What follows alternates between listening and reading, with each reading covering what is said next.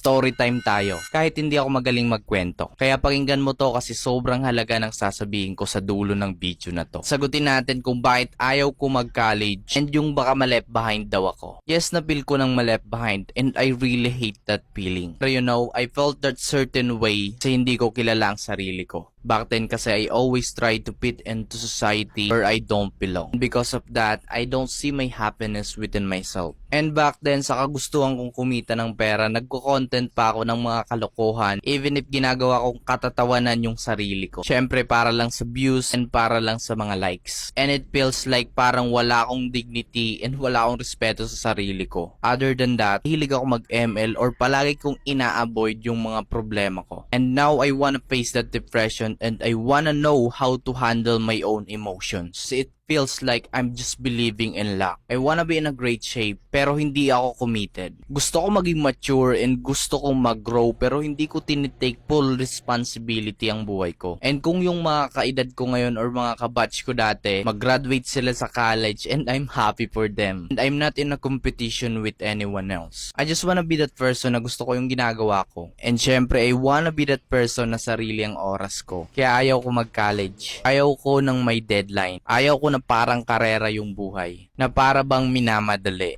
Plus matanda na mga magulang ko, ayaw ko na i-take responsible pa nila ako. Hindi kita ini-encourage na wag ka mag-college. Kasi lahat tayo merong free will. I'm just saying na dapat yung ginagawa mo ngayon is gusto mo. Dapat yung ginagawa mo ngayon is where you are passionate about. Para hindi ka mag-aya sa mga nakausap ko. They regret pursuing someone else's dream. I am Jess and ang goal ko is to be better and mahitang 100k pesos within 60 days. I would be so grateful if you follow me para masamahan mo ako sa journey na to.